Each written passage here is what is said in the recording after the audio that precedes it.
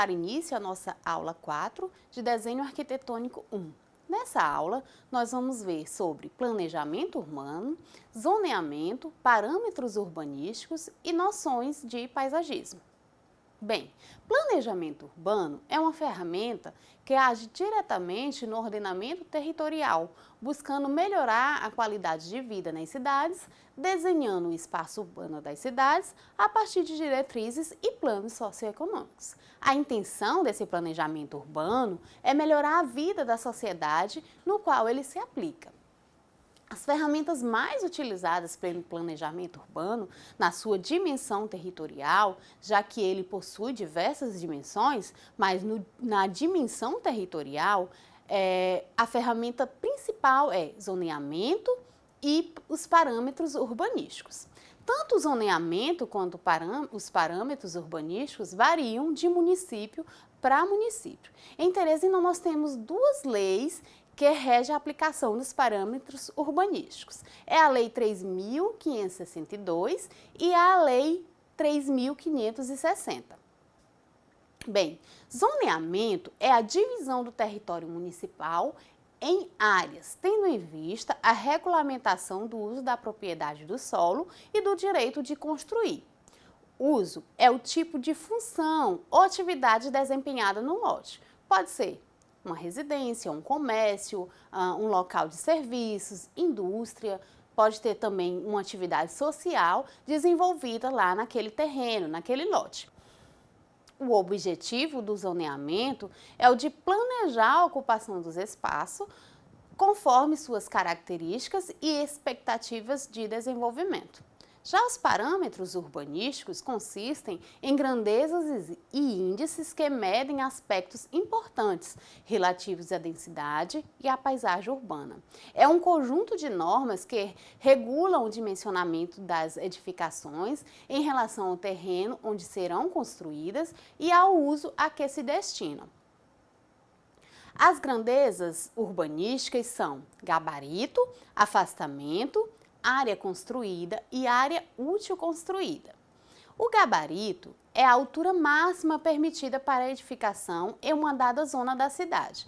Então, ele pode vir expresso em número de pavimentos ou altura. No caso, número de pavimentos, a lei diz que determinada zona pode ter até 5 pavimentos, pode se construir até 5 pavimentos.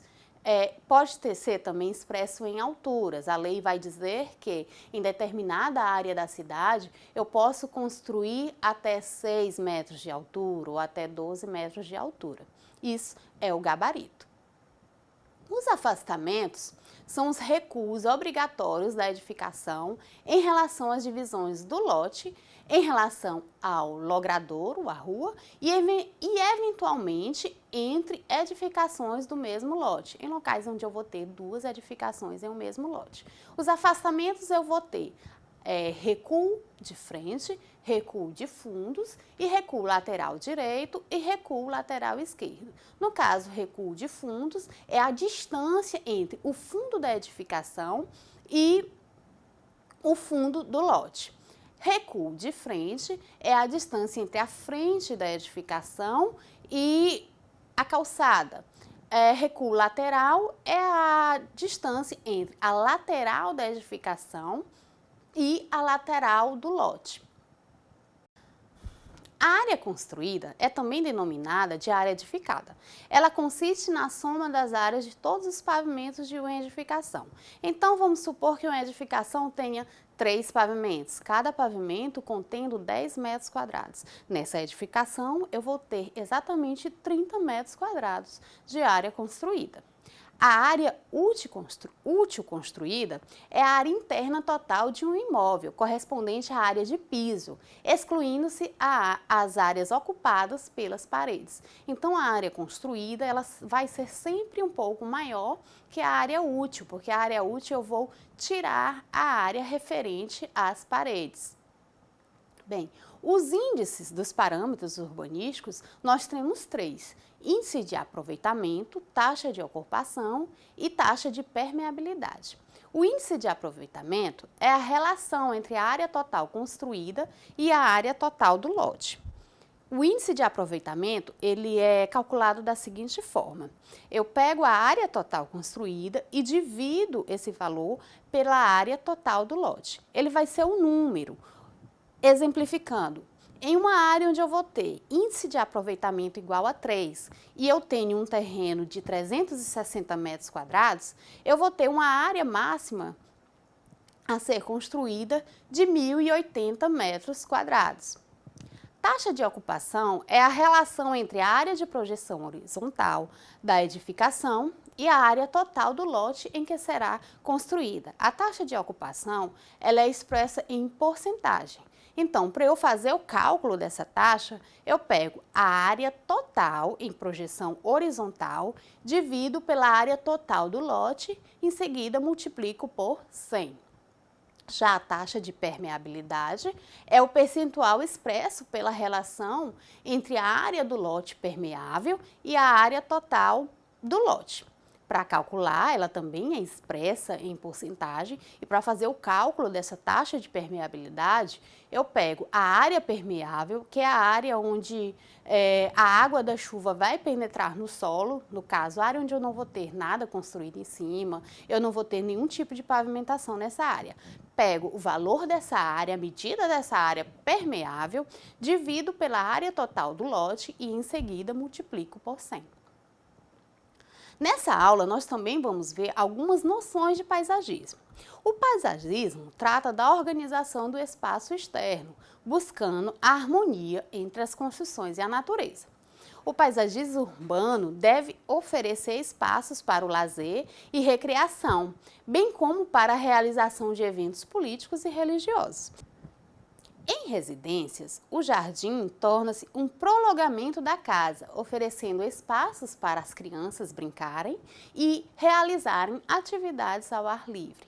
Os espaços abertos, eles são classificados como públicos ou particulares. Nos espaços públicos, nós vamos ter praças, verdes complementares e parques. As praças são espaços formados por um quarteirão delimitado por ruas. É um local de circulação com áreas verdes e para descanso das pessoas. Elas têm que possuir uma área acima de 500 metros quadrados.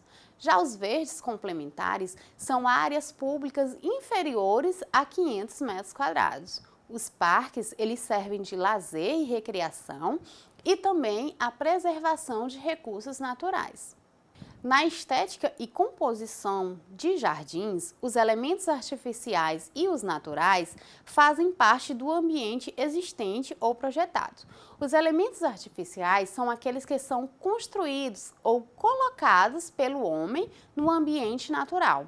Os elementos naturais são aqueles existentes ou plantados no local, compostos por uma combinação de componentes físicos e biológicos. Os elementos naturais são forrações, arbustos, árvores e trepadeiras. As forrações são as vegetações rasteiras que têm por objetivo formar o plano de piso, cobrindo o solo em áreas abertas. Nessas forrações eu vou ter herbáceas até 50 centímetros de altura e vou ter também as mais conhecidas como forrações, que são as gramas.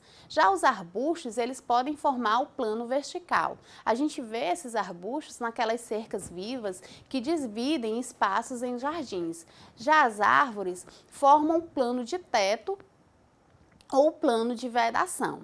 As plantas trepadeiras, elas podem formar diferentes planos, de acordo com o suporte utilizado. Quando eu tenho pérgolas, as trepadeiras elas vão formar um plano de teto. Quando eu tenho como suporte dessas trepadeiras um muro ou uma cerca, elas já vão formar um plano vertical. E quando eu não tenho suporte, que elas vão se espalhar pelo solo, aí eu já vou ter um plano de piso. Elas vão se assemelhar às forrações, nesse caso. Os elementos artificiais são os caminhos, as construções para lazer, as divisórias e o mobiliário. Os caminhos são os locais destinados ao trânsito de pedestre ou de veículos. Já as construções para lazer são quadras poliesportivas, cascatas, espelhos de água ou pérgolas. As divisórias são elementos destinados a dividir os espaços na paisagem e propiciar maior privacidade ao usuário. Os mobiliários são mesas, cadeiras, bancos e além de equipamentos encontrados nas quadras e campos esportivos. Fim daqui a nossa quarta aula e nos encontraremos nas aulas presenciais.